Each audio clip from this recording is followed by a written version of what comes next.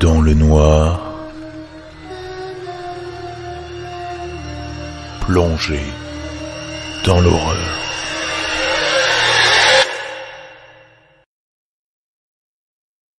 Bonsoir à toutes et à tous, j'espère que vous allez bien. Avant de commencer l'épisode, j'aimerais juste dire deux petites choses. D'abord, vous remercier chaleureusement pour tous ces messages que vous m'avez laissés sur Instagram, Facebook ou Discord pour mon anniversaire, c'était adorable. Merci beaucoup. Je vous invite d'ailleurs à me suivre sur Instagram, c'est là où je suis le plus actif. Story, questions-réponses, publications. Rendez-vous sur Instagram et sur Discord pour prolonger l'univers dans le noir. Deuxième chose, bon nombre d'entre vous m'ont demandé si le Creepshow allait revenir. Eh bien sachez que oui, c'est même ce format que j'envisage de lancer sur YouTube en septembre. Je vous en dirai plus un peu plus tard. Enfin, et je voulais faire un point là-dessus parce que je vois des commentaires, ça arrive et c'est normal, sur le sujet des publicités en début d'épisode. Je regrette que ça vienne nuire à l'expérience dans le noir, et j'entends vos arguments, alors laissez-moi vous expliquer que dans le noir, c'est à peu près 10 à 15 heures de ma semaine, que j'ai un travail à côté,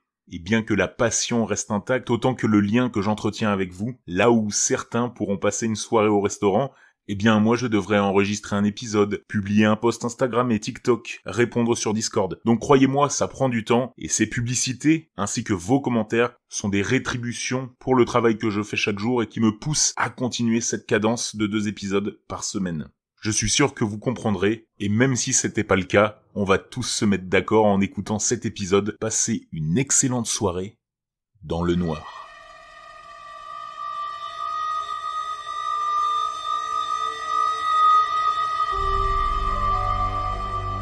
Bon, je savais pas trop comment aborder le sujet, ni même comment l'expliquer sans passer pour quelqu'un d'un peu détraqué, même ici. Mais on sait tous que généralement, ce qui amène les utilisateurs sur ce site, c'est lié à une fascination pour le paranormal, le glauque ou des sujets similaires. Pour ma part, c'est plutôt une expérience personnelle qui m'a entraîné vers cette communauté. De ce fait, il est grand temps de vous parler de ce qui m'effraie depuis ma plus tendre enfance. Peu importe ce que vous en penserez au final, et si j'en avais parlé quelques fois sur le Discord, sans trop entrer dans les détails, aujourd'hui vous allez avoir les plus gros pans de l'histoire. J'ai grandi dans une ville moyenne de l'Aisne, et j'étais le cadet d'une famille recomposée comprenant 4 enfants. Mes parents vivaient en appartement, et mon arrivée, presque imprévue, les a fait réfléchir à l'idée d'acheter une maison.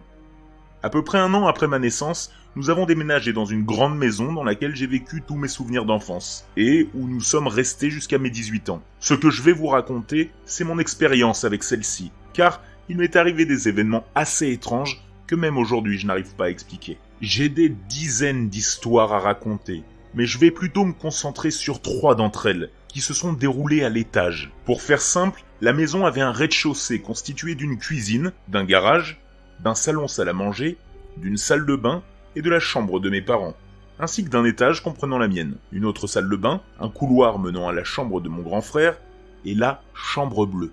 Ma chambre était la pièce la plus proche des escaliers permettant d'accéder à l'étage. Quand j'étais petit, j'étais dans la chambre bleue. Elle est nommée ainsi à cause de son papier peint entièrement bleu. Et mon actuel lieu de vie, mentionné précédemment, appartenait à l'une de mes grandes sœurs. Quand celle-ci est partie de la maison, j'ai hérité de la pièce. Maintenant que le contexte est posé, commençons. Le bruit de la télé. Quand j'étais petit, j'allais souvent jouer avec mon frère qui avait la chance d'avoir une télévision cathodique et une console de jeu directement dans sa chambre. Je passais beaucoup de temps dans celle-ci à regarder la télé et à jouer à des jeux. Et généralement, je pouvais savoir quand il était présent en entendant le bourdonnement de l'écran, lorsque je montais les escaliers ou encore en allant dans la salle de bain le soir. Pour les plus jeunes d'entre vous, vous ne devez pas vraiment comprendre lorsque je parle de bourdonnement. Alors, imaginez un bruit un peu sourd, permanent, signalant le fonctionnement de l'appareil et vous vous rapprocherez de ce que je pouvais entendre. Un jour, alors que je devais avoir 14 ans, je me suis retrouvé à entendre, en passant devant les escaliers menant à l'étage, ce fameux bruit. C'était assez étrange, parce que c'était les vacances scolaires, et mon grand frère était chez son père. Alors, j'ai décidé d'aller voir de moi-même si je n'avais pas oublié d'éteindre la télé plus tôt dans la journée. J'ai monté les escaliers, et je suis allé en direction de la chambre de mon frère. Alors que le bruit semblait se faire de plus en plus fort, la porte de sa chambre étant ouverte. Néanmoins, au moment où j'ai passé l'encadrure, le bourdonnement s'est stoppé net, d'un coup. C'était le silence le plus complet, dans tout l'étage.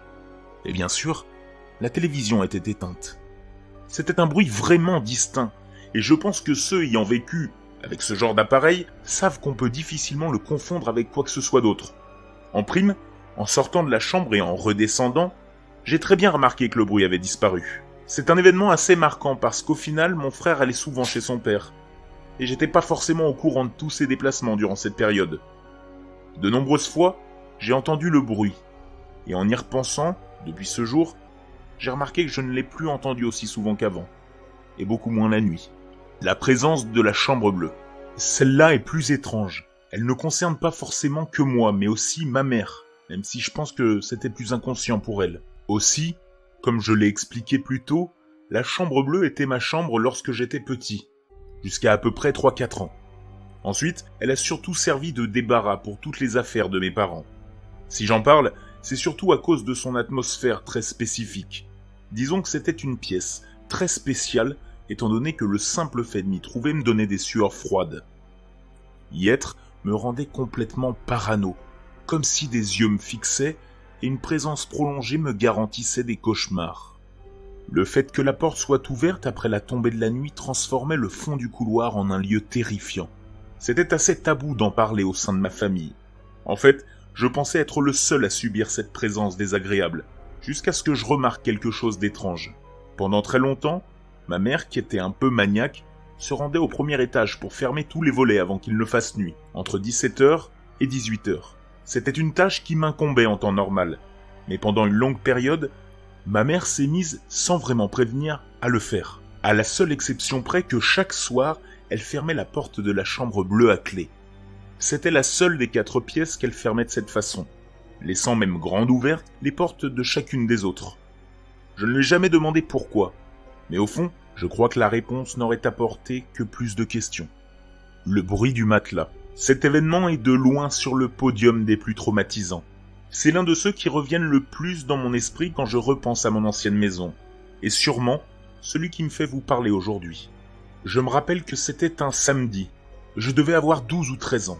J'avais été réveillé vers 8-9 heures du matin par un bruit répétitif en dehors de ma chambre, et je me suis dit que je pouvais me lever pour aller déjeuner. En ouvrant la porte pour sortir, le son que j'entendais et qui m'avait réveillé était plus identifiable.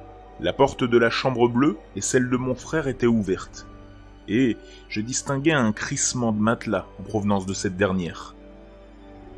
Il faisait jour, et les volets étaient ouverts, donc je me suis demandé si mon frère n'était pas en train de sauter sur son matelas.